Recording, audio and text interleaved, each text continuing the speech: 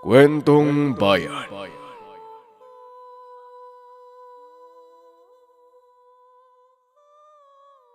Ang kwentong ito ay hango sa totoong buhay.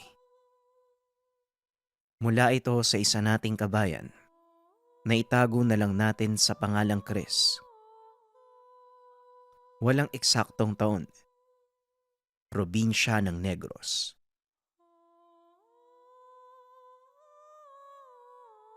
Nang mga panong ito, katuwang ng kanyang ama sa pag-aalaga ng panabong na manok itong si Chris. Sa murang edad, kinakikitaan na ito ng kakaibang hilig sa pagmamanukan. Kinilala din si Chris sa kausayan nito sa paglalagay ng tare. Ngunit ang dahilan kung bakit sikat ang binata ay ang sunod-sunod na panalo sa mga derby na sinasalihan. Talagang walang kupas yung talas mo sa sabong, Chris ah. Mantakin mo. Nasungkit mo na naman yung fastest kill. Hindi lang yun ah. 7 sunod-sunod na panalo.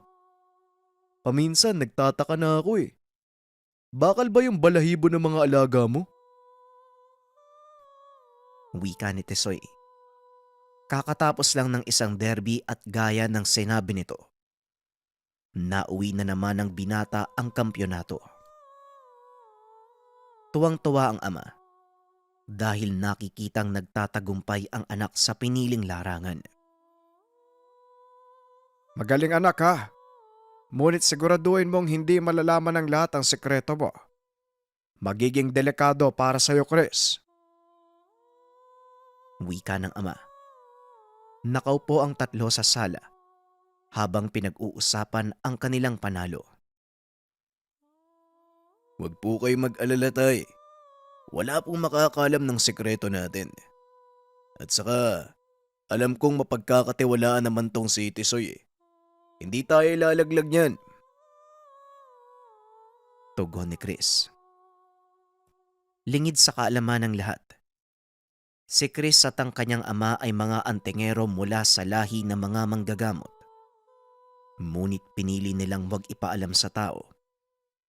Sa madaling sabi, sa kanila naputol ang mahabang henerasyon ng mga albularyo at ginagamit ang mga natutunang kaalaman sa ibang paraan. Ganun pa man, pinanatili na mag-ama ang disiplina ng lihim na karunungan. Ni minsan hindi nila ito ginamit sa pansariling kapakanan o para makapanakit ng kapwa. Ano naman ang balak mo ngayon sa napanalunan mo, Chris? Tanong ni Mang Damian. Dadalaw po ako sa bayan bukas. Pupunta po ako sa bayan punan. Maghatid ng mga pagkain at ibibigay ko din ang bahagi ng napalanunan ko sa mga namamahala. Para po sa mga bata. Tugon ng binata. Bilang pagpapasalamat sa biyayang natanggap, ibinabahagi nito ang kanyang napapalalunan sa mga nangangailangan at isa sa mga naging benepisyaryo ng binata, ang ampunang pagmamay-ari ng kaibigan ng kanilang yumaong Lolo Vicente. Talagang ang nananalaytay sa kaugatan mong dugo ni Vicente ha. Napakabait mong bata. Pero Chris, hindi ko kinukonsente ang pagsusugal. Alam mo yan. Wika ng pare. Namamahala ng ampunan na itago na lang natin sa pangalang Padre Velez. Huwag po kayo mag-alala, Padre. Hindi naman po sugal ang ginagawa ko. Sabihin na lang natin pamumuhunan. Tugon ni Chris. Kung sa bagay, sigurado naman ang panalo mo pero hindi ito ang tamang paraan ng paggamit ng mga minana mong aral sa Lolo Vicente mo. Tugon ni Padre Velez. Alam ko naman po yun, Padre, pero ito lang po yung alam kong paraan para mabilis na makatulong sa inyo at sa iba pang nangangailangan. Huwag po kayo mag-alala. Sa oras na makalikom ako ng malaking halaga, hihinto na po ako sa pagsasabong. Tugon ni Chris. Napailing na lang si Padre Velez dahil ilang beses na itong sinabi sa kanya ni Chris. Wala din namang magawa ang pare dahil nakikita niyang maganda ang kinakalabasan ng ginagawa ng binata. Sa loob ng maraming taon, mas lalong naging matagumpay si Chris sa larangan ng pagmamanukan. Kinilala ito bilang isa sa pinakabatang breeder na nakapagtala ng maraming panalo sa loob ng isang taon. At ang mga lahi ng inaalagaan nitong manok, pinag-aagawan ng mga mananabong. Umabot ng mahigit 80,000 piso ang halaga ng mga manok na panabong ng binata. Ang kadalasang parokyano nito ay mga politiko o hindi kaya naman mga dayuhang nauhumaling sa sabong. Dahil sa tinatamasang tagumpay, naging masagana ang pamumuhay nila Chris. At syempre, hindi mawawala ang mga naiinggit. Isa na dito ang dating kaibigan ni Mang Damian na itago na lang natin sa pangalang Mang Eli. Dating magkapartner sa negosyo ang dalawa. Ngunit natokso sa pera si Mang Eli.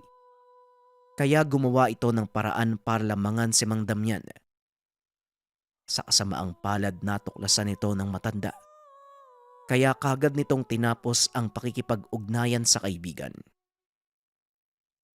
Dahil sa pangyayari, lalong lumaki ang galit ni Mang Eli sa pamilya ni Chris. Ilang beses na itong nagtangkang isabotahe ang mga gawain ni Mang Damian. Ngunit sadyang hindi nito magawang magtagumpay na pabagsakin ang mag-ama. Hanggang sa wala ng ibang maisip ang matanda, pinili nitong sumangguni sa isang mambabarang. Hindi naging lingid kina Chris ang balak nito dahil na din sa angkin nilang kakayahan. Nagawa nilang kontrahin ang mga ritual ng mambabarang bago pa man ito magsimulang saktan sila. Talagang desperado na itong si Eli. Ano kaya ang susunod na gagawin ng taong yon? Hindi na maganda to ah. Baka malusutan tayo. Tanong ni Mang Damian. Kasalukuyan silang naghahanda para sa isang derby nang maramdaman ng matandang may paparating na panganib. Sa totoo lang po, naawa po ko sa kanya tay. Kasi punong-puno po ng galit yung puso niya. Tugon ni Chris. Wala tayong magagawa. Kung ito ang gusto niyang mangyari, hayaan mo lang siya. Hanggang sa magsawa yung matanda na yan. Kampante ang mag-ama dahil sa lakas ng aral nilang taglay. Ngunit lingid sa kanilang kaalaman, makakatagpo sila ng katapat. Kinagabihan, dinala nila Chris ang manok sa arena dahil maaga pang magsisimula ang mga sultada. Matapos maisaayos ang mga manok, nagsimula na si Chris sa mga ritual na gagawin. Inilabas nito ang mga medalyon. Ibinabad sa tubig. Nag-usal na mga dasal at isa-isang inihipan ang mga manok. Nagsindi pa ito ng insenso upang magsilbing pausok sa mga alaga. Kakatapos lang ng binata sa ginagawa nang biglang pumasok ang isang lalaki. Nagulat si Chris. Dire-diretso itong tumuloy sa kanilang kinaroroonan. Pasensya na ha. May maitutulong ba ako sa inyo, Manong? Tanong ni Chris. Wala naman. Naliligaw kasi ko eh. Kilala mo ba si Mang Eli? Hinahanap ko kasi kung saan siya naglalagi. Tanong ng lalaki. Naroon siya sa kabilang dulo. Tumbukin mo lang tong hilerang to. Pinakadulo sila, makikita mo. Wika ni Chris habang tinuturo ang kinaroroonan ni Mang Eli. Inakala nitong aalis na ang lalaki. Ngunit laking pagtataka ng binata. Nanatili pa ito. Pinagmasdang mabuti ang mga alagang manok ng binata. Mahusay ang pagkukondisyon mo sa mga alaga mo, bata ah. Siguradong panalo yan ah. Nga pala, Nardo ang pangalan ko. Alis na ako ah. Napakamot ng ulo ang binata. Nawirduhan ito sa mga sinabi ng lalaking nagpakilalang Nardo. Pinagmasdan niya itong maglakad. Bawat banok na madadaanan, tinititigang mabuti. Matapos ay lilingon kay Chris. Ngingiti ng nakakaloko. Hoy, anong problema? Bakit ka ba titig ng titig sa taong yon? Tanong ni Mang Damian. Nagulat si Chris sa biglaang pagsulpot ng ama. Tay! Uy nako, ano ba naman kayo? Huwag niyo nga akong ginugulat ng ganyan. Ano po kasi, nawiwirduhan ako sa lalaking yun. Parang may kakaiba sa kilos niya eh. Tugon ni Chris. Sinabihan siya ng matanda. Huwag na itong bigyan ng pansin. Ay nako, wag mo nang pinapansin yung ganyang mga tao ha. Baka mga pakawalayan ni Ellie. Kung tapos ka na sa ginagawa mo, sige na umuwi ka na. Ako nang bahalang magbantay sa mga manok. Wika ni Mang Damian. Ngunit hindi mapalagay si Chris. Kaya pinili nitong magpaiwan. Hindi tay, ako na po magbabantay. Kayo na po magpahinga. Mababang araw ang harapin natin bukas. Tugon ni Chris. Matagal na itong ginagawa ng binata. Kaya panatag ang matandang walang mangyayaring masama sa kanya. Ngunit habang nasa daan pa uwi, may sumalubong na dalawang katao. May dalang itak ang mga ito. Alam ni Mang Damian, pakawala ito ni Ellie. Ay nako nga man talaga, oo. Talaga bang ganito ka desperado si Ellie? Pasensya na ha, pero mukhang mabibigo na naman siya. Wika ng matanda. Biglang sumugod ang dalawang kalalakian. Inandayan ng mga ito ng taga ang matanda. Ngunit nagawang mailagan ang mga atake. Nagulat ang mga ito. Hindi nila akalaing ganong kabilis kumilos ang matanda.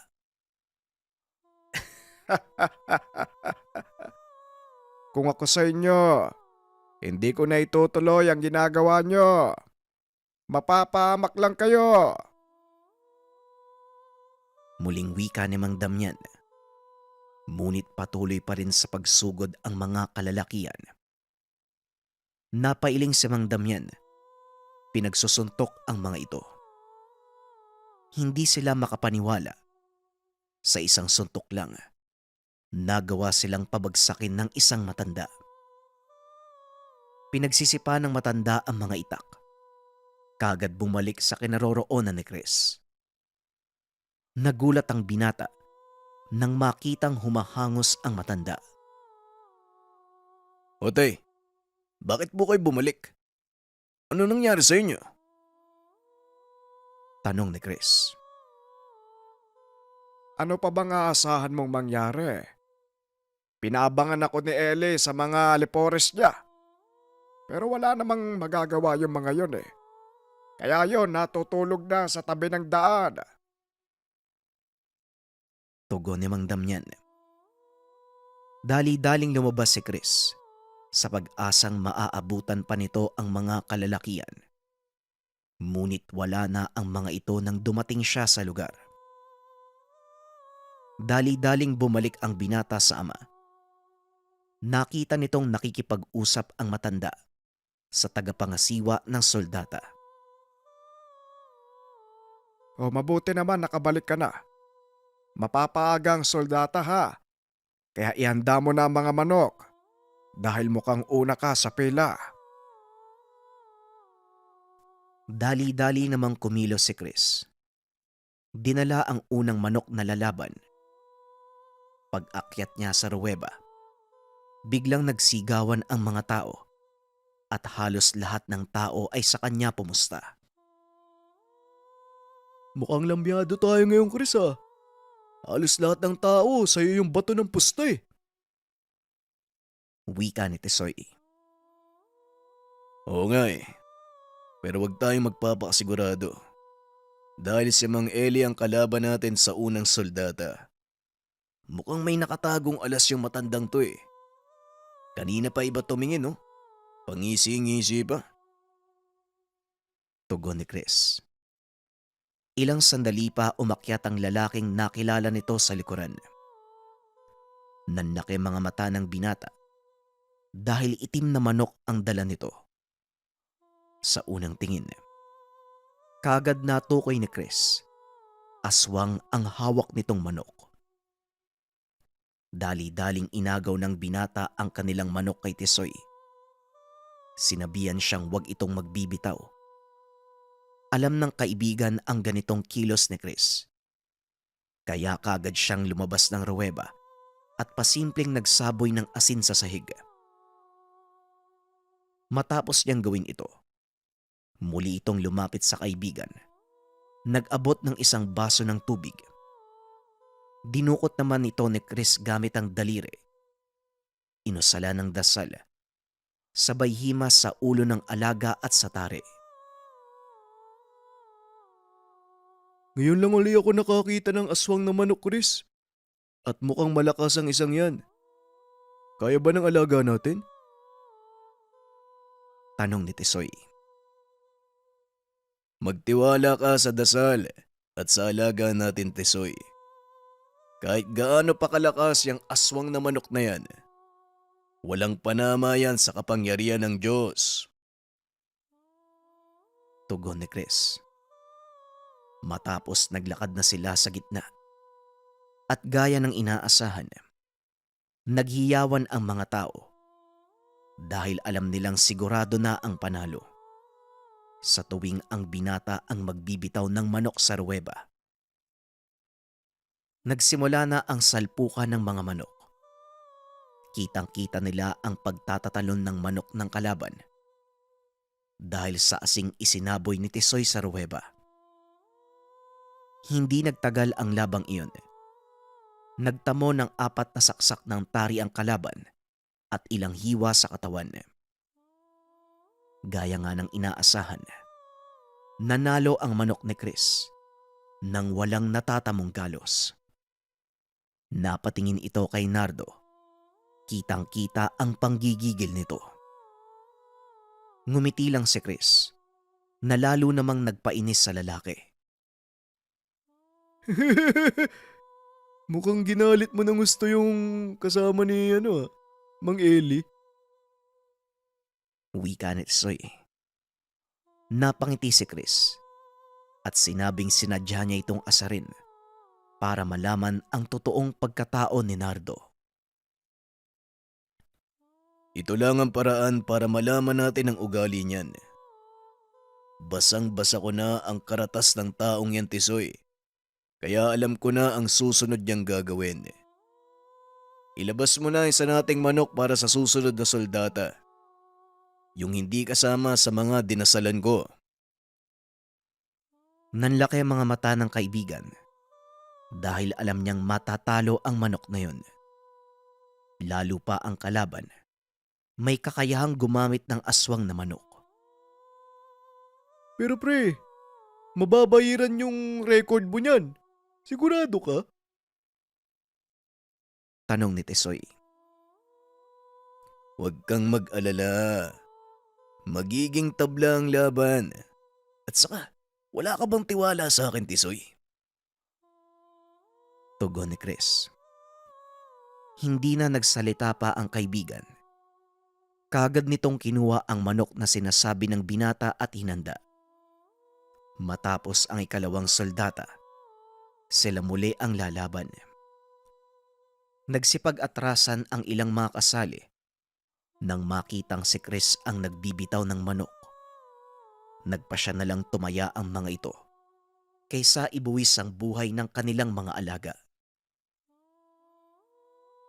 Mukhang dalawa na naman kayo ni Ellie ang matitira. Itutuloy mo pa ba ang soldata? Tanong ng matanda. Opo, tay. Kailangan tapusin natin ang 7 soldata. Alam kong may gagawin pang kakaiba yung Nardo na yan. Tugon ni Chris. Ilang sandali pa ay muli nang tinawag sina Chris para sa ikalawang soldata. Nagulat ang lahat dahil wala sa dalawang panig ang umatras. Muling naghiyawan ang mga tao dahil alam nilang malaking pera ang makukuha sa labang iyon. Nagharap si Chris at Nardo. Sa pagkakataong iyon, kinumpronta nito ang binata. Talagang hinahamon mo ko, bata, ha? Hindi mo alam kung sino ang kinakalaban mo. Natawa si Chris dahil galit na ito. Masyado mo namang sineseryoso ang lahat eh. Sabong lang to. Pera lang ang habol natin dito, Manong. Tugon ni Chris. Lalong nagpantig ang tenga ni Nardo. Pera. Pasensya na. Pero hindi yan ang dahilan ko nung pumayag akong magtrabaho kay Mang Eli. Ikaw at ang iyong ama. Tugon ni Nardo. Matagal na nitong minamanmanan sina Chris. Napag-alaman na may kakaibang kakayahan ng binatang kumontrol ng kilos ng manok. Hindi ko alam na matutuklasan mo yun ah. Kung sa bagay, matagal na din akong hindi nakakaengkwentro ng mga aswang na manok. Mukhang magiging maganda ang laban na to. Pero pinangungunahan na kita. Wala akong personal na galit sa'yo at papalampasin ko ang ginawa mo sa tatay ko. Dahil hindi naman siya nasaktan eh. Pero babalaan kita. Sa oras na may ibang madamay, siguradong mananagot ka. Wika ni Chris. Ngumiti lang ng nakakaloko si Nardo. Muling bumalik sa kanilang pwesto. Nagsimula na ang ikalawang soldata at gaya nga ng inaasahan ng lahat, naging mainit ang mga susunod na laban. Sa kabila ng kakayahan ng mga aswang na manok, nagagawa pa din itong lampasan at matalo ng mga alaga ni Chris. Tuluyang natapos ang sabong. Muling nauwi ng binata ang kampyonato.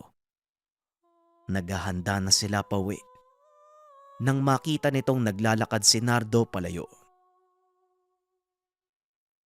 Mukhang sumuko na yung tao na yun, Chris, ha? Sana, nung una pa lang nalaman niya nang hindi siya mananalo.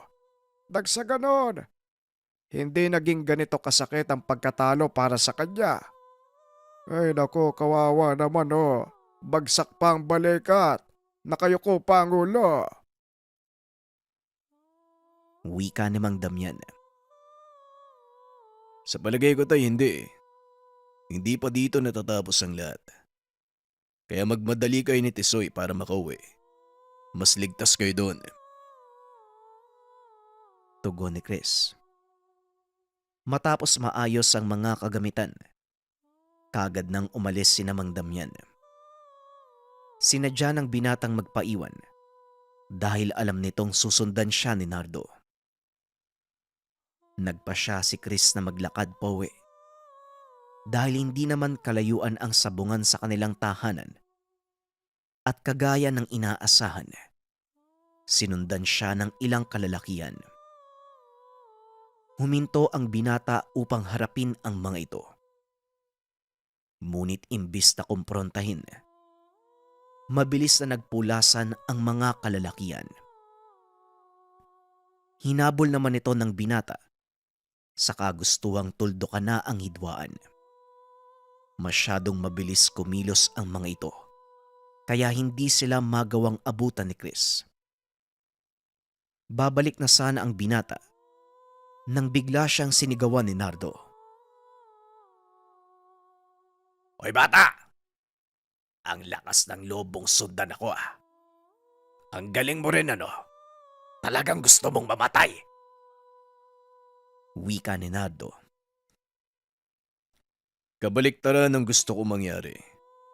Gusto kong malaman mula sa'yo kung bakit gano'n na lang ang galit mo sa amin ng tatay ko. Tanong ni Chris. Ngunit hindi ito sinagot ni Nardo. Sa halip lumabas mula sa likod ng puno si Mang Eli. Ito ang nagsalita. Si Nardo ay inupahan ko para lang maging kasangkapan. Kaya hindi niya masasagot ang tanong mo. Alam mo kung ano ang ginawa ng tatay mo sa akin noon. Ito na ang pagkakataon para makaganti ako sa kanya. Wika ni Mang Eli. Ngunit bigla itong pinatahimik ni Nardo. Hoy, tanda! Tumahimik ka.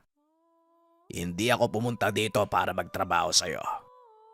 Gusto kong makita kung ano ang totoong kakayahan ng binatang to. Masyadong matunog ang pangalan niya sa buong bayan. At may mga balitang nakarating sa akin na may taglay nga daw siyang agibat. Gusto kong patunayan yon. Tugon ni Nardo. Sa isip ni Chris, talagang hindi siya papalampasin. At sana din inalam mo na hindi ko lang sa sabong ginagamit ang kakayahan ko. Tignan natin. Ngayon natin malalaman eh. Tugon ni Nardo sabay sugod sa binata. Sinalubong naman ito ni Chris. Ngunit sa halip na saluhin ng suntok, hinayaan niya itong tumama. Nagawang patalsikin ni Nardo ang binata. Ngunit laking gulat nito dahil hindi man lang nagalusan. Alam mo, kung ganyan lang yung gagawin mo, mas mabuti pang itigil mo na lang to. Wika ni Chris. Ay, masyado kang kampante ah. Nagsisimula pa lang ako ah. Tugon ni Nardo. Muling sinugod si Chris. Sa pagkakataong iyon sinalo ng binata ang kamao nito at itinulak papalayo. Akmang susugod muli nang mapansin itong biglang bumigat ang katawan hanggang sa hindi na makakilos. Pilit nitong inihahakbang ang mga paa ngunit wala pa ring nangyayari. Hindi ka makakagalaw kahit anong gawin mo, Manong. Hindi mo pa napapansin? Sa bawat pagdikit ng kamay ko sa'yo, may dasal akong binibitawan. At sa tuwing gagamitin mo ang kakayahan mo, lalo itong lalakas. Wika ni Chris. Hindi makapaniwala si Nardo na ganon katuso si Chris. Maliban pa dito, sadyang napakalakas ng binata. Tama nga ang sinabi ng ilang mga kaibigan ko. Hindi nga kayo basta-basta. Tugon ni Nardo. Sinabi din nito ang totoong dahilan ng pakikipagsabwatan kay Mang Eli. Nabulagan nito sa kasinungalingan ng matanda. At isa sa malalapit nitong kaanak ang napahamak dahil sa pagsunod sa maling paniniwala. Ito ang nagtulak kay Nardo na magigante sa mag-ama. Bagaman hindi nakilala ng lubusan ang mga ito, masasabi ni Nardo na mabuting tao si Chris at Mang Damian. Ngunit hindi matanggap ni Mang Eli ang kabiguan. Kusa itong kumilos para pagbayarin si Chris. Dinampot ang itak at sinugod ang binata. Sa pagkakataong iyon, Isa sa mga kasama ni Nardo ang pumigil sa kanya. Pasensyaan tayo Mang-Eli. Pero kung merong dapat magbayad dito, sa palagay ko ikaw yon. Wika ni Nardo. Hindi mo ba nakikita? Sila ang pumatay sa kamag-anak mo. Kaya huwag kang magpapabulag sa mga sinasabi nila. Tugon ni Mang Eli. Hindi Mang-Eli. Ikaw ang nabubulagan ng galit. Hindi rin totoong masama ang mag-ama. Dahil kung kagaya sila ng sinabi mo, matagal nang patay ang dalawa kong kasama. Oo, mali ka ng hinala Mang-Eli. Hindi nila tinuluyan ang mga kamag-anak ko. Wika ni Nardo. Mang Eli, itigil niyo po ang paghihiganti. Dahil wala naman pong mararating ang pagod niyo. Kayo lang din ang mapapahamak sa uli. Wika ng binata. Ngunit hindi talaga matanggap ng matanda ang pagkatalo. Pinakawalan nito ang mga alagang aswang na manok ni Nardo. Sinugod ng mga ito si Chris. Dahilan para magtamo ng sugat ang binata. Dali-dali namang pinigilan ni Nardo ang mga alaga. Ngunit maging siya, sinalakay ng mga nilalang. Nardo, bakit mo sinalubong ang mga alaga mo? Kaya kong pangalagaan ang sarili ko. Wika ng binata habang sinasalo si Nardo. May taglay na nakakamatay na laso ng kalmot na mga alaga ko. At paniguradong mamamatay ka kapag napuruan. Mabuti na lang, daplis lang ang tumama sa'yo. Tugon ni Nardo. Kinapa nito ang likod ng lalaki. Nanlaki ang mga mata dahil punong-puno ng dugo ang kanyang kamay. May sugat ka. Kailangan nating gamutin yan. Halika, tumayo ka, Nardo! Wika ng binata. Ngunit pinigilan ito ni Nardo. Hindi na, Chris. Huli na ang lahat para sa akin. Ilang sandali lang. Kakalat na ang lason papunta sa utak ko. Kaya habang nasa katinuan pa ako, pakiusap, patayin mo na ako. Nanlaki ang mga mata ng binata dahil sa sinabi ni Nardo. Alam mong hindi ko gagawin ang bagay na yan. Walang mangyayari sa'yo. Kaya kang gamutin ni tatay. Wika ni Chris. Hindi bata. Sa oras na kumalat hanggang sa utak ko ang lason, magiging aswang ako. Mawawala sa sarili. Kaya pakiusap, gawin mo na ang sinasabi ko. Tugon ni Nardo. Bigla namang sumigaw si Mang Eli. Nakita ng binatang kinukuyog ito ng mga alaga ni Nardo. May pag-asa pa kaya tumayo ka dyan. Kailangan kitang madala kay tatay. Muling wika ni Chris habang pilit na itinatayo si Nardo. Huwag ka na magpumilit. Hindi na ako aabot sa inyo kaya pakiusap, patayin mo na ako. Tugon ni Nardo. Sabay abot ng punyal kay Chris. Ngunit dahil matigas ang ulo nito, itinapon ng binata ang punyal. Magtiwala ka sa akin dahil kaya kitang iligtas. Dali-dali nitong tinakbo si Nardo pauwi ng tahanan. Napapangiti na lang ito dahil hindi niya akalaing mag-aaksaya ng lakas ang binata upang iligtas ang buhay ng taong nagtangkang pumatay sa kanya. Pagdating sa kanilang tahanan, kagad sinabi ni Chris ang nangyari. Hindi naman nagdalawang isip si Mang Damian na gamutin si Nardo. Gamit ang ilang sangkap at kaalaman sa panggagamot, nagawa nitong alisin ang lason sa katawan ng tao at nailigtas ang buhay niya. Sana kaibigan, gamitin mo ang ikalawang pagkakataon na ito para gawin ang tama. Wika ni Chris. Talaga ngang mabuti kayo tao. Maraming salamat, Chris. Minulat mo ko sa katotohanan. Tugon ni Nardo. Matapos ang ilang araw ay nagpaalam na ito sa mag-ama. Samantalang si Mang Damian at Chris, ipinagpatuloy ang kanilang gawain. Kagaya ng dati, tumutulong pa rin sila sa mga nangangailangan gamit ang kanilang napapanalunan sa sabong.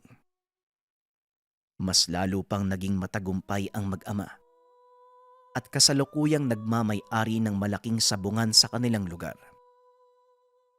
Samantalang si Mang Eli naman, wala nang nakaalam kung ano ang totoong nangyari.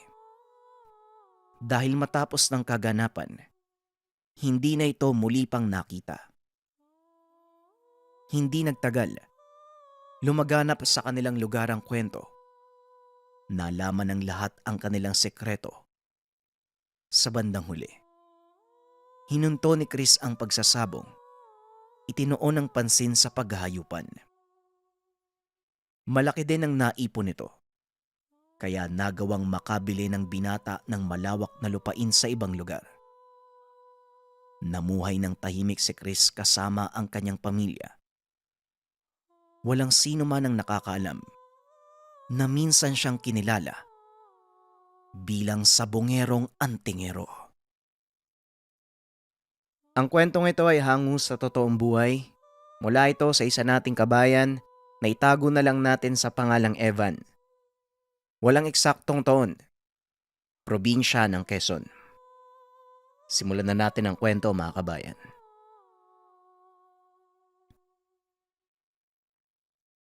Marahil marami na tayong naririnig na mga bertud at anting-anting. Karamihan sa mga ito, nagbibigay sa atin ng lakas, kabal, at pampaswerte. Ngunit sa kwentong ito, kakaibang bertud ang inyong matutunghayan dahil ang kakayahan ng gamit na ito ay magmanipula ng oras o dimensyon. Nagsimula ang kasaysayan sa isang liblib na lugar sa probinsya ng Quezon, partikular sa tahanan ng binatang nagngangalang Evan. Mula sa pamilya ng mga magsasaka, at ang pangunahing hanap buhay ay pagtatanim ng tabako. Panganay sa dalawang magkakapatid itong si Evan, kaya siya ang katuwang ng ama sa paghahanap buhay. Sa murang edad, namulat sa kahirapan ng buhay ang binata, kaya naman napakasipag nito. Maliban sa pagtatrabaho sa sariling taniman, nakikidayo pa ito sa ibang lugar para manggapas ng palay o hindi kaya naman kumuha ng trabahong pambukid katulad ng paglilinis ng pilapil at pag-aararo. Kasama nito ang alagang kalabaw na pinangalan ng Sikla, nang ibig sabihin, unang pagdilim ng buwan.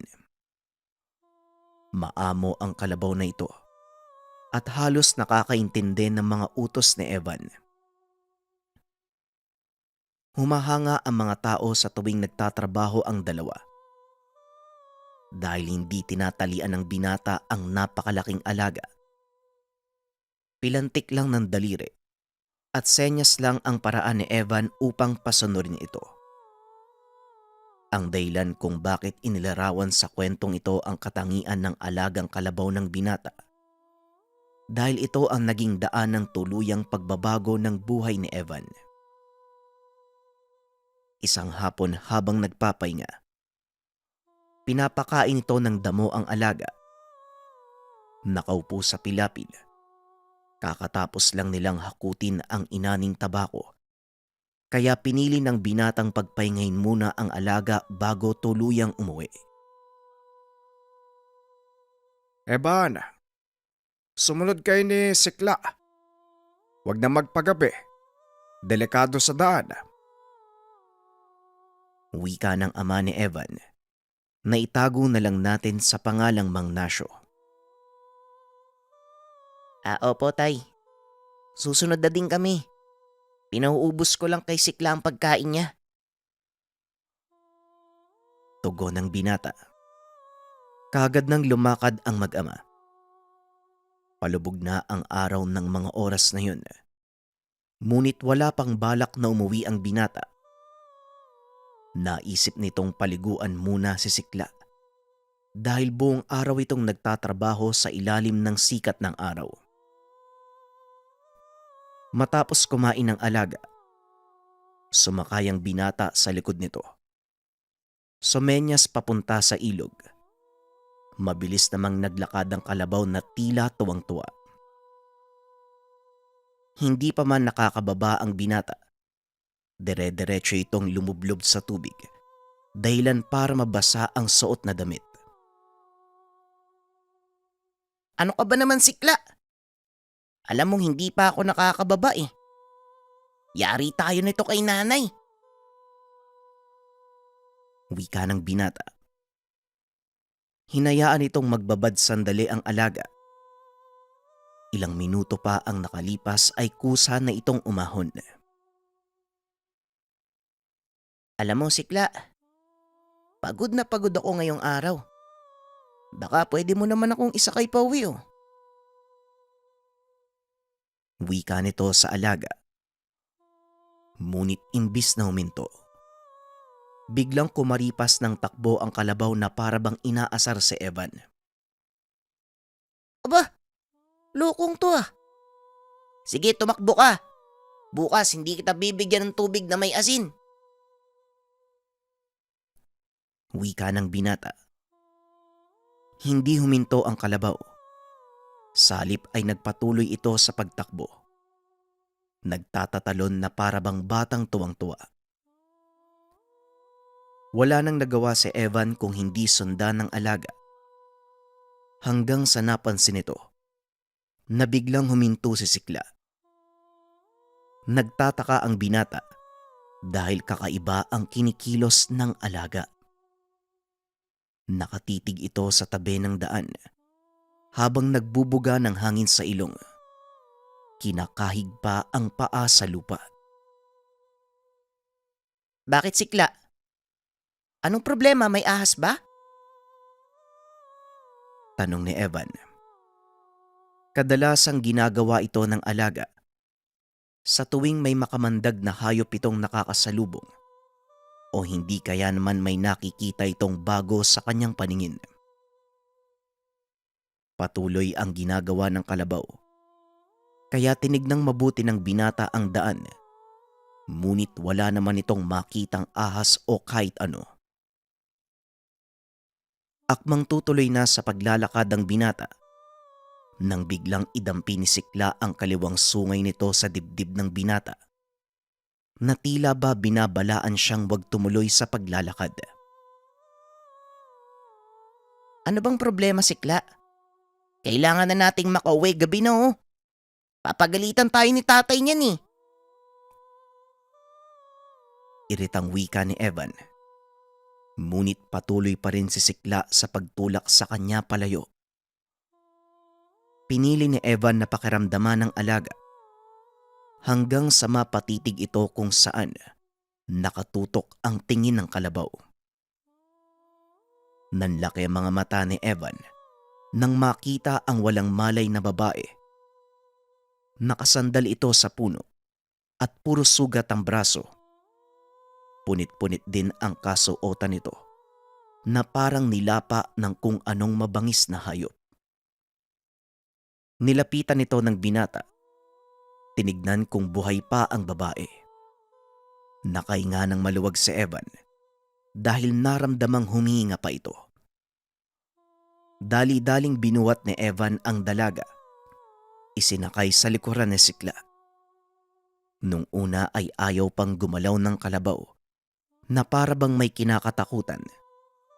Ngunit nang pinalo ni Evan, kagad nang naglakad pauwi. Pagkarating sa tahanan ay nagalit si Mang Nasyo nang makita ang dalagang sakay ni Sikla. Saan ang galing ang babaeng yan, Evan?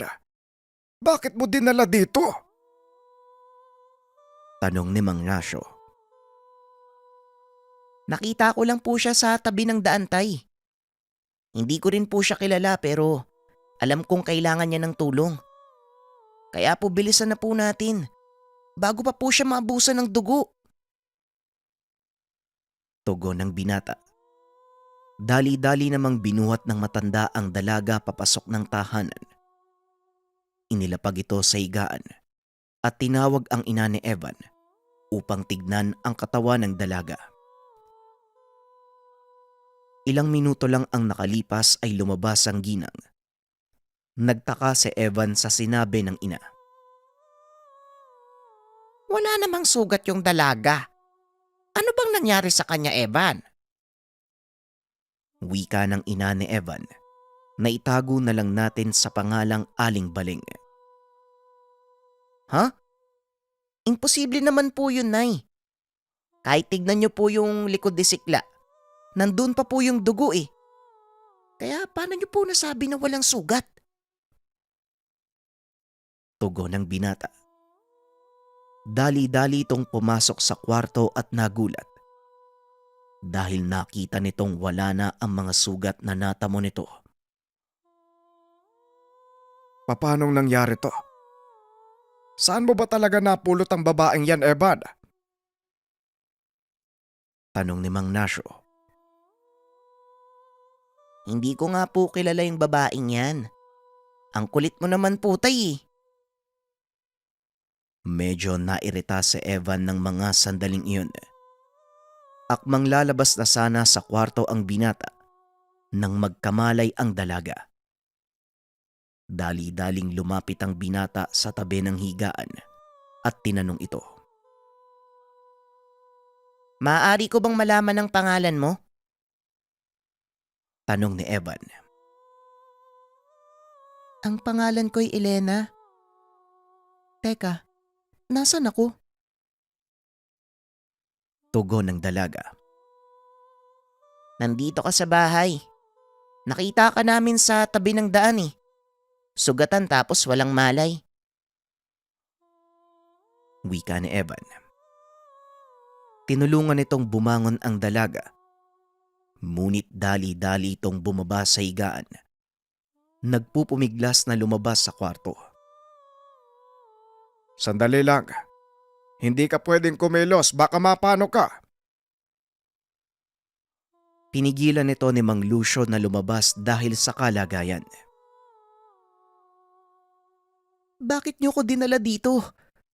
Hindi niyo ba alam na pwede kayong mapanganib? Wika ni Elena. Paano mo naman nasabing mga nganib ang buhay namin? Dahil ba sa pagliligtas sa'yo? Sabihin mo sa amin, may mga humahabol sa'yo, no? Tanong ni Mang Nasyo. Opo. May ilang kalalakihang humahabol sa akin eh. Kaya kailangan kong makaalis dito. Dahil sa oras na mabutan nila ako, pati kayo pwedeng madamay. Tugon ng dalaga. Ngunit hindi rin pwedeng hayaan ng mag-amang umalis ito. Lalo na nang malamang nanganganib ang buhay. Hindi, Elena. Pwede kang magtago dito sa bahay. Walang makakaalam na nandito ka. At isa pa, nandito ka sa aming pamamahay. Kaya kami nang bahala sa'yo. Tugon ng binata. Ngunit patuloy na nagmatigas ang dalaga. Nagpupumilit itong umalis. Dali-daling lumabas ang dalaga papunta sa bakuran. Ngunit kaagad din siyang napahinto. Sinundan ni Eva ng dalaga. Nakita ang dalawang lalaking nakatayo sa mismong harapan ng bahay.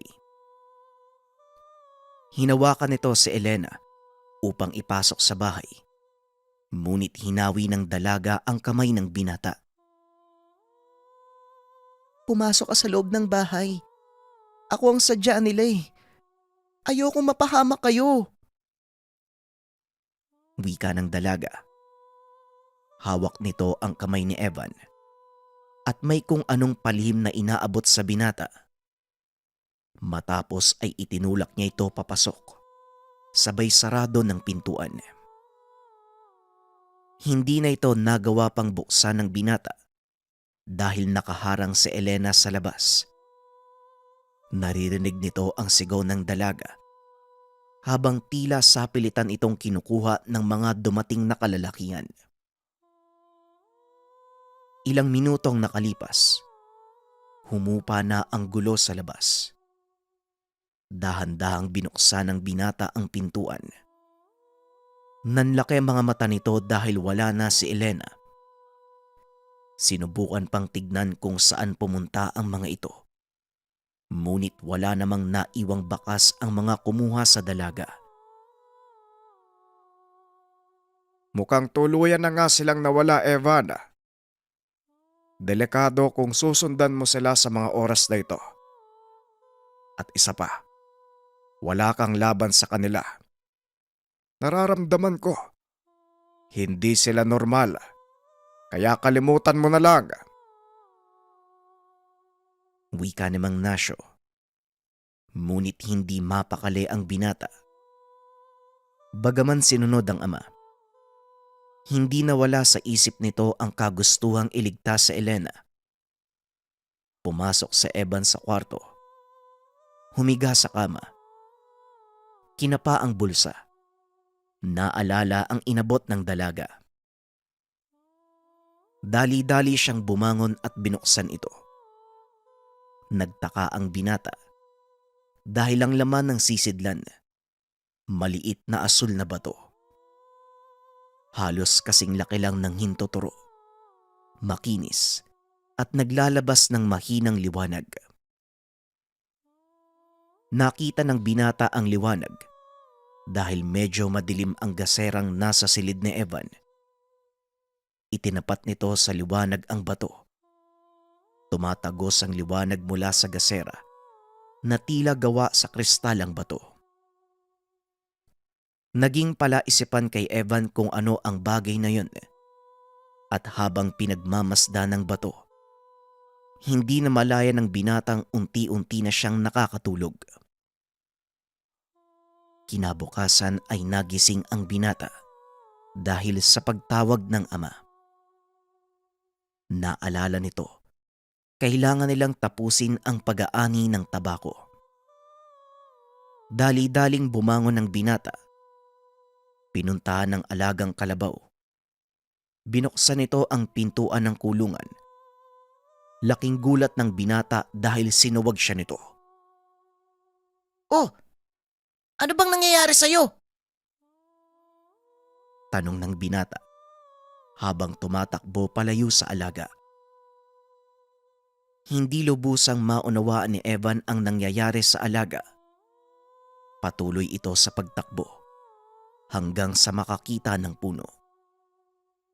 Umakyat ang binata para maiwasan ang matatalas na sungay ni Sikla. Nagpaikot-ikot ang kalabaw sa ilalim habang nakalambitin si Evan sa sanga.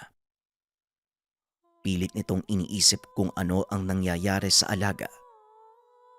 Hanggang sa mapagtanto nito ang nangyari kay Elena nang matagpuan ni Sikla. Naupo ang binata sa sanga. Muling kinuha ang supot na ibinigay ng dalaga. Sa oras na ilabas niya ito, biglang huminto si Sikla sa pag-ikot.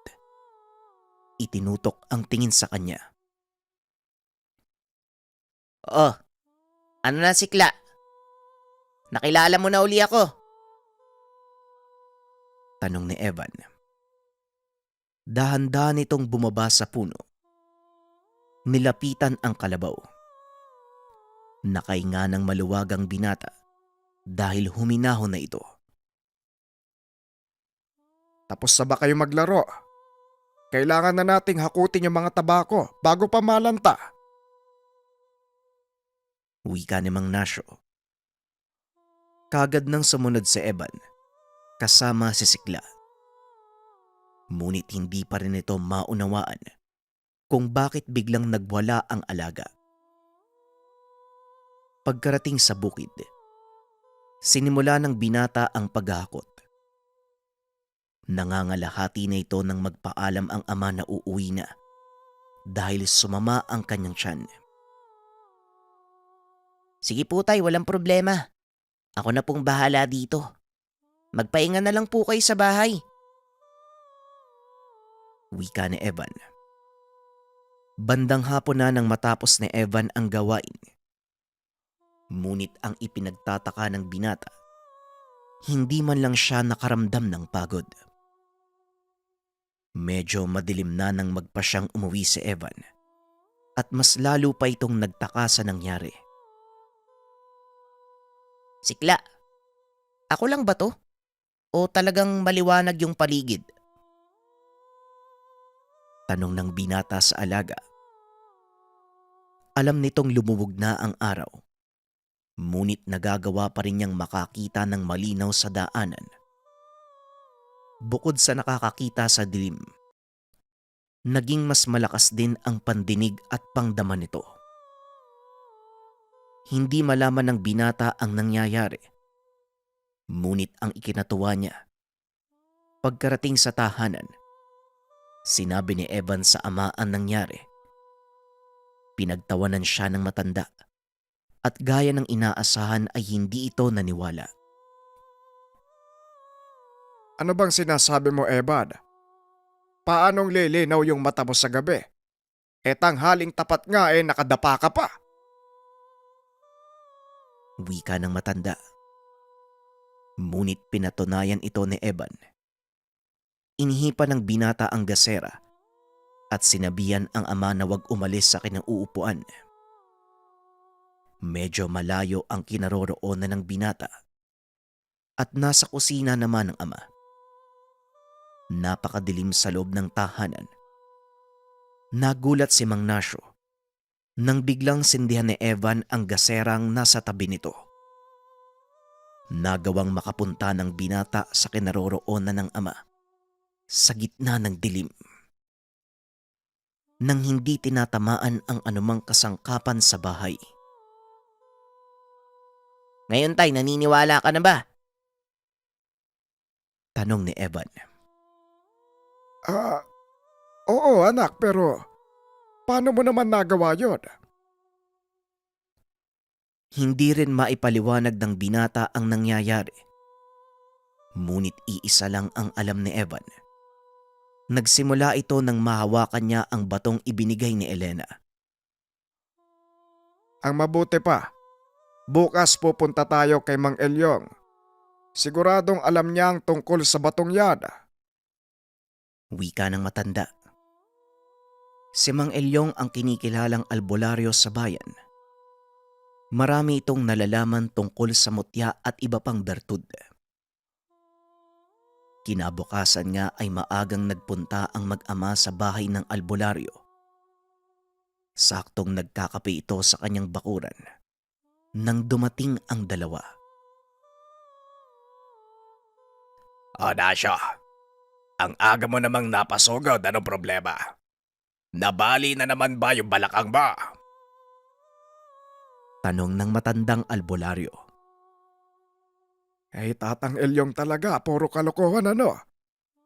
Naparito kami dahil may gustong isang guni sa inyo ang anak kong si Evan. Tugon ni Mang Nasyo. Ganun ba o siya? Tumuloy na muna kayo sa bahay nang makapagkape at para mapag-usapan na din natin ang pakay niya. Wika ng matanda. Nang magkaharap ang tatlo, hindi na nagsayang pa ng oras ang binata. Kaagad nitong ipinakita ang batong ibinigay ni Elena. Nanlaki ang mga mata ng matanda. Saan mo nakuha ang batong yan, Evan? Alam mo bang isang bertud ang hawak ng anak mo? Wika ni Tatang Elyong. Bertud po? Anong bertud? Saka, paano nyo naman po nasabi? Tanong ni Evan.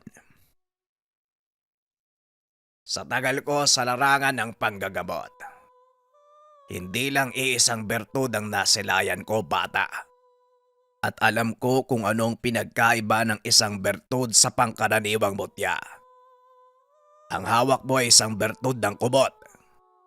Ngayon, ang katanungan ko naman ang sagutin mo. Saan ang galing ang bertud na yan? At paano itong napunta sa'yo? Pag-uusap ng dalawa. Isinalaysay ng binata ang nangyari. Naliwanagan ang matanda.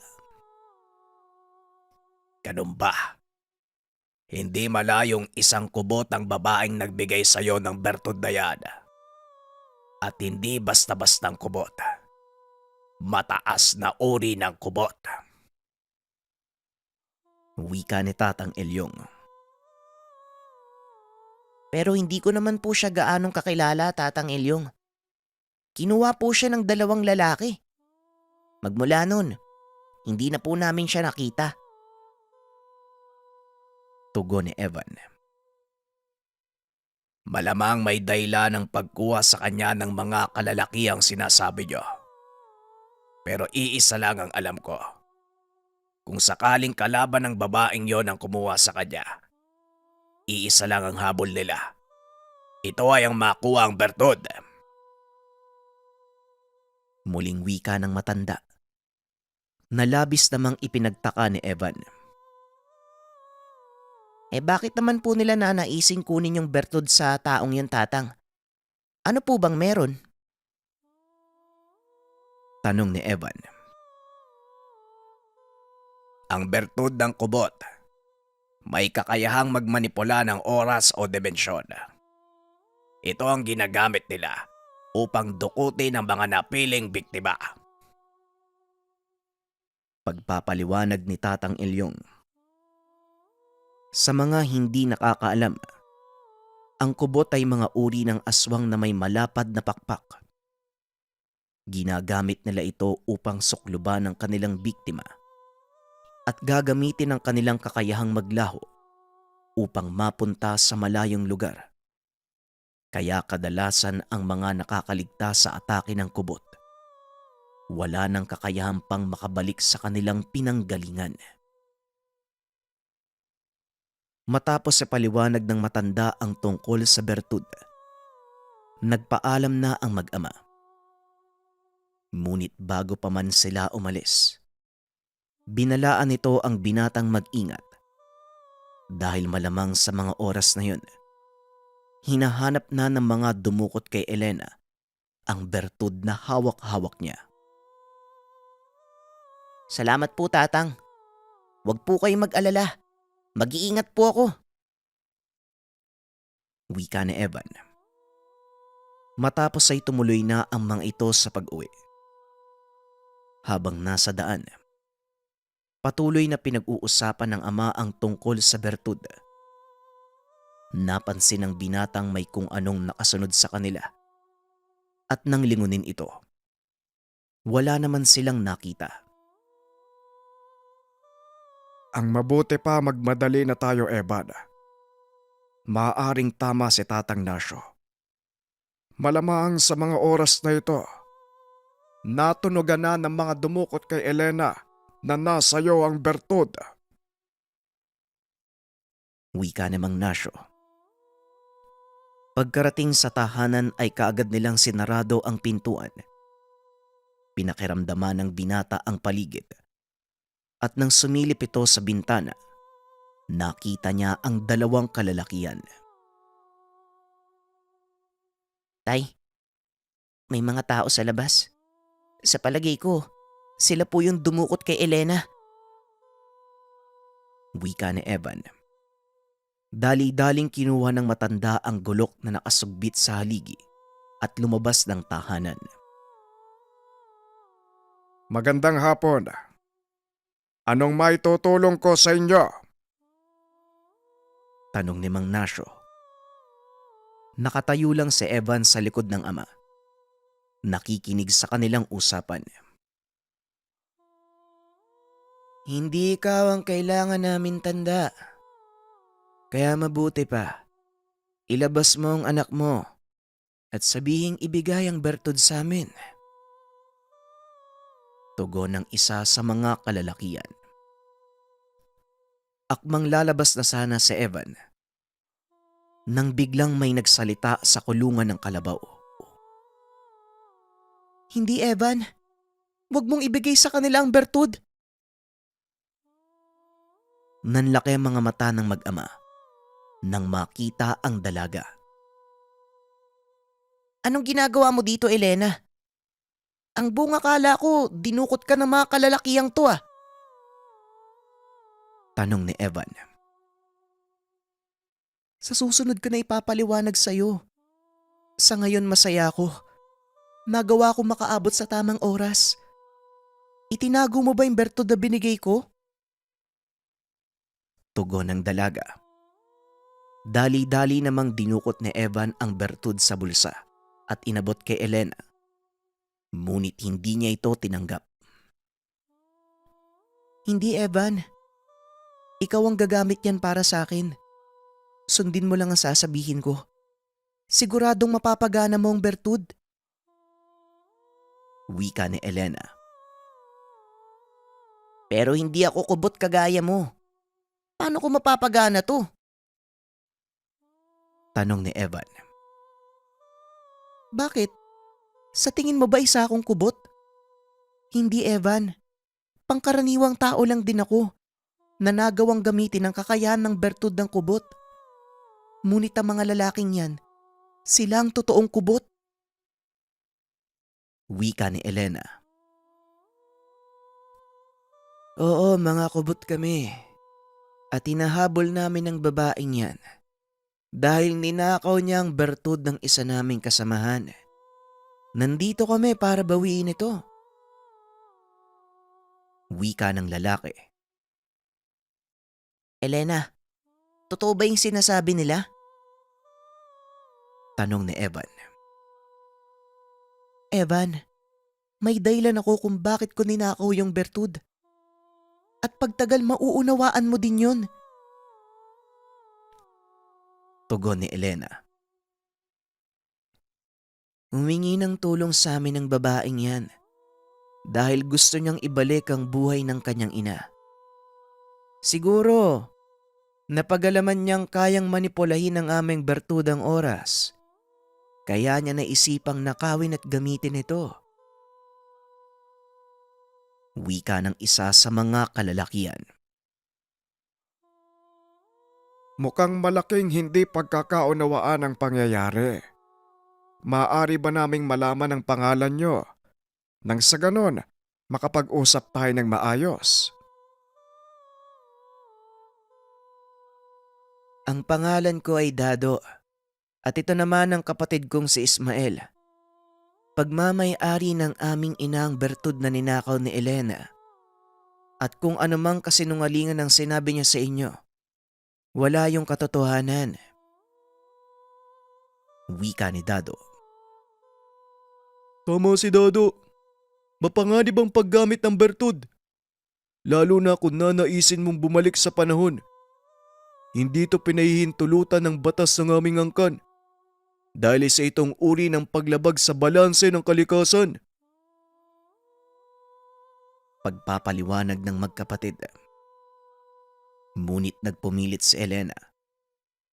Hinablot nito ang bertud kay Evan at sinubukang gamitin. Kaso nga lang hindi niya ito nagawa dahil hinawakan ng binata ang kanyang kamay. Tama na, Elena. Minsan ka nang napahamak dahil sa pagnanais mong ibalik ang buhay ng iyong ina. Tanggapin mo ang katotohanan na hindi tayo nagtatagal sa mundong to. Wika ni Elena. Walang nagawa ang dalaga dahil hindi ito makawala sa pagkakahawak ng binata. Ismael, Dado, maaari niyo bang ipaliwanag ang pagkakaroon ng kakayahang makakita sa dilim at ang biglaang paglakas ng katawan ko? Tanong ni Evan. Simula nang mahawakan mo ang bertud, kumapit na sa iyo ang taglay nitong lakas. May kakayahan ang bertud naming mga kubot na protektahan ng sino mang may hawak sa kanya. Ngunit kagaya ng sinabi ko, Hindi ito nararapat na mapasa kamay ng mga taong may pansariling interes. Wika ni Ismael. Naglakad si Evan papunta sa magkakapatid upang isuko ang bertud. Ngunit sa halip na tanggapin, kinuyom ni Ismael ang palad ng binata. Hindi mo naiintindihan ang sinabi ko eh. Sa oras na mahawakan mo ang bertud, kumapit na ito sa'yo. Lalo pa kung naramdaman nito na karapat-dapat ka. Wala na akong nakikitang bahid ng pagkakamali sa iyo eh. Kaya panatag ako na ikaw ang mangangalaga sa bertud na pagmamay-ari ng nanay namin. Elena, naway maunawaan mo ang gusto naming iparating sa'yo. At kung ano man ang sama ng loob mo sa pagkamatay ng iyong ina, pakiusap tanggapin mo ito. Huwag kang mag-isip ng pagigante o magtanim ng galit. Iniwan ka namin sa pangalaga ng binatang ito, pero hindi ibig sabihin papabayaan ka na namin. Patuloy lang kaming magmamasid sa mga susunod mo pang gagawin. Kaya umayos ka. Wika ng magkapatid. Matapos ay nagpaalam na ang mga ito. Saka lang napag-alaban ni Evan na si Elena, pamangkin ni Dado at Ismael. Ngunit wala itong kakayahang kagaya ng dalawa. Simula ng komprontasyon, hindi na ninais pa ng dalawa na kunin ang bertud kay Evan. Sa halip ay pilit itong kinalimutan ng balak. Bandang huli, napagtanto ng dalaga na walang maidudulot na maganda ang pagigante. Itinago ni Evan ang bertud. Ginagamit lang ito kung kakailanganin. Ngunit mas binabuti nito na walang makaalam ng totoong kakayahang taglay ng bertud. Sa paglipas ng panahon, mas lalong napagyaman ni Evan ang kanilang taniman. Bagaman may taglay na kakaibang lakas, pinili ng binatang mamuhay ng payapa kasama ang pamilya. Samantalang si Elena naman, nagpakalayo-layo. Hindi alam ng binata kung saan ito nagpunta. Ngunit kahit ganun pa man, alam ni Evan na natuto ang dalaga sa pagkakamaling nagawa. Sa kasalukuyan, patuloy pa ring sinasariwa ni Evan ang mga pangyayari sa pamamagitan ng pagbabahagi ng kwento na ito sa kanyang mga apo. Namangha ang mga bata sa tuwing isinasalaysay ng kanilang lolo ang bertud na iniwan sa kanya, ang bertud na nagpabago ng kanyang buhay, ang bertud ng kubot.